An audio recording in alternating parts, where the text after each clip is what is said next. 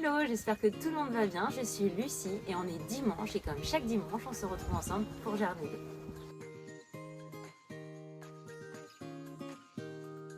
Alors aujourd'hui, on va voir ensemble ce qu'il y a à faire en fait dans la dernière semaine du mois d'avril.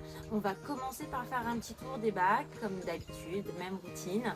On va regarder un petit peu où ça en est, ce qu'il faut faire. Et puis on va aviser en fonction. Parce qu'on est dans une période où on va être dépendant en fait des semis qui sont en train de pousser. On va être dépendant du temps, on va être dépendant des attaques de limaces, etc., etc. Donc même si on sait que sur le mois d'avril, grosso modo, on sait ce qu'on doit entretenir, on sait ce qu'on doit semer, on sait ce qu'on doit planter, il y a toujours cette incertitude de savoir quand dans le mois d'avril, est-ce que ça va être plutôt vers la fin, le début mai, etc., etc. Donc c'est pour ça qu'on va faire un petit tour et regarder ensemble où est-ce qu'on en est. Alors ici, vous avez donc les pommes de terre qui avaient repoussé par elles-mêmes. Donc qu'est-ce qu'on aurait à faire dans ce bac? Je pense qu'il faut repailler, voire commencer à buter, à remettre en fait de la terre un petit peu plus sur les pieds de manière à ce qu'ils puissent grandir bien plus facilement. Ici vous avez les carottes anciennes. Donc pour le moment elles n'ont pas l'air d'être à récolter parce que normalement dès qu'elles sont à récolter elles sortent, on les voit. Vous voyez là ici la carotte, donc elle est encore en terre. On va la laisser encore un peu. On va vérifier. Vous voyez, elles sont... Alors faire attention qu'elles ne montent pas en graines. Cette tige, elle me paraît un peu énorme. Bon, au pire, ça me fera des graines si jamais ça monte en graines. Alors regardez ici. On avait planté des bulbes il n'y a pas très longtemps. Je crois qu'il y a 3 semaines. Et regardez, ça sort. Hop. Et là, il y a la lavande qui repousse. Donc là, vous avez le bac, le châssis sous lequel vous avez radis et quelques semis. Vous avez des salades et du panais. Donc là, on va l'ouvrir. Vous avez vu, toutes les branches, elles collent à la vitre tellement il y en a. Et puis, on va récolter les radis et voir où ça en est au niveau des salades et des panais.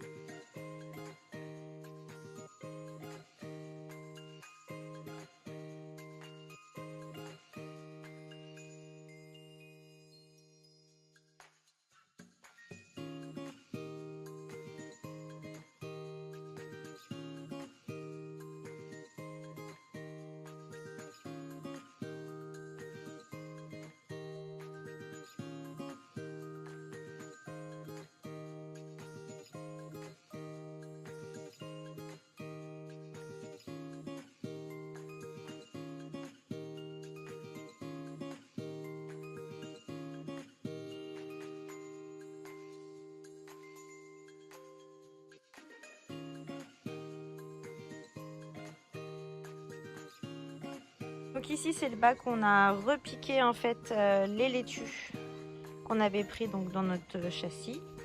Et donc j'ai mis des bouteilles, c'est juste trop horrible. Ça m'ennuie mais bon, c'est pour éviter que nos limaces ne les mangent. On verra si c'est efficace, je les ai bien enterrés cette fois-ci. Donc normalement ça devrait le faire. Alors regardez là, voyez le poireau là? Vous voyez la tête qu'il a? Ça là, ça veut dire qu'il est en train de monter en graines. Donc celui-là, en fait, on ne pourra pas le manger. Il faut le garder pour qu'effectivement, il monte en graines et on récupère les graines. Donc là, il a eu trop d'eau, pas assez d'eau. Voilà, ça fait trop longtemps que le poireau est en terre et donc il finit par monter en graines. Donc il faut que je les vérifie. Et même si certains n'ont pas forcément la taille, ne se sont pas développés comme j'aurais voulu, c'est-à-dire, voilà, par exemple, cette taille-là, c'est un peu petit. On voit que le plant, en plus, il est malade. Il y a une espèce de la rouille du poireau là qui est là. Donc on va les récolter même si la taille est pas ouf. Le goût sera là en fait, ça sera hyper concentré par contre puisque du coup il y a moins de matière. Voilà, hop.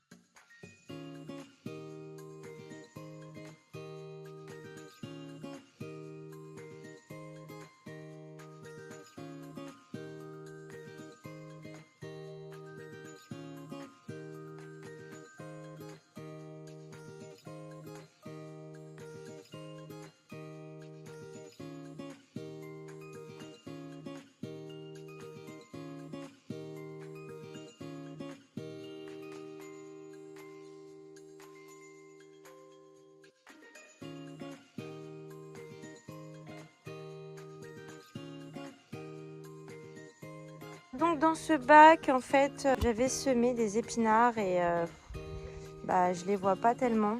Donc je sais pas ce qu'il a ce bac. Ce bac, il donne pas beaucoup, il donne pas énormément. Voilà. Donc faut que je sais pas. Il y a un truc qui va pas avec ce bac. Soit effectivement il y a trop de, la terre est trop acide, trop.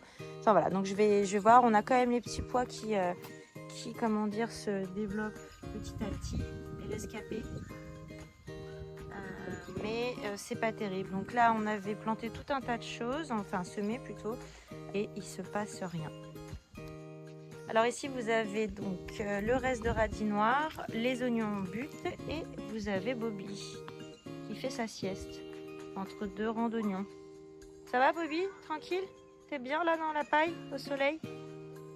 Ok. Celui-là, on va le laisser puisqu'il est en train de faire des graines. Et c'est les graines qu'on récupérera pour ressemer pour l'automne prochain. Alors ici, vous avez la zone test pommes de terre. Donc a priori, tout est nickel. Donc voilà.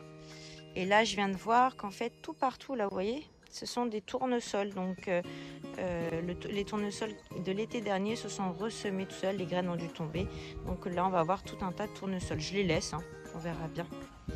Alors ici, vous avez les framboises. Alors je regrette un petit peu de les avoir mises là parce qu'en fait, elles sont beaucoup trop au soleil et elles demandent, comment dire, beaucoup d'eau. Enfin bon, à la base, elles sont arrivées toutes seules ici et moi j'ai continué de les bouturer. Donc vous voyez là les petits pieds qui sortent des boutures que j'ai faites il y a 15 jours, je crois. Je vous ai préparé une petite vidéo justement sur le plant de framboisier. J'espère avoir le temps de la monter cette semaine. Donc vous voyez tous les framboisiers qui sont là et qui commencent à sortir. Donc là vous voyez c'était la bouture. Vous en avez d'autres qui prennent moins bien comme celle-ci. Mais bon voilà. Donc on verra pour l'année prochaine. Et là vous avez un grand pied. Donc ça c'est un rejet que j'ai pas vu cet hiver et j'ai laissé. Et du coup maintenant il est comme ça, je le laisse. On verra bien. Donc ici vous avez la moutarde blanche. Souvent je l'appelle moutarde jaune parce que les fleurs sont jaunes. Ouais, bon, je aurais dû appeler ça moutarde jaune, hein, mais bon. Donc la moutarde, elle avait pour but en fait d'améliorer la qualité de la terre, puisque j'ai de la terre qui est très argileuse, très compacte, et les racines de la moutarde blanche aident à ameublir le sol. Donc voilà son intérêt, plus le fait que effectivement c'est un engrais vert et qui permet justement à la terre d'être mieux nourrie pour les plantes. Là vous voyez j'ai un pied de thym. Il est bien vert, bien top, grâce aux engrais verts. Et quand vous regardez ici, regardez celui-là. Bon bah celui-là il est un peu gris. Bon après il a peut-être entouré un peu trop de paille, il a peut-être été étouffé. Il faut que faudrait peut-être que je m'en occupe. Mais donc du coup voilà. Donc pour en venir ici, je comptais les enfouir dans la terre. Mais en fait je vais les laisser encore un peu. Parce que ça fait des jolies fleurs et puis ça va ameublir encore mieux la terre. Et comme ici je vais mettre des aubergines et des poivrons et que ça sera pas avant un mois et demi même, donc je peux les laisser là. Voilà. César et ses positions pour dormir. Non mais sérieusement. Ça va César? Oh c'est dur la vie. T'es bien là au potager santé? Ah oui t'as l'air d'aller bien. Hein. C'est ça que tu veux. Tu veux qu'on te gratte le bidou. Non mais carrément il bouge pas. N'importe quoi ce chat. Un petit point sur le purin d'ortie qu'on a fait la semaine dernière. Donc regardez ce que ça donne. Vous voyez ces espèces de mélasses au bout d'une semaine. Cette couleur, voilà ça. Là on va juste remuer. Et on va recouvrir. Alors, on sent déjà que l'odeur, il y a des mouches en plus.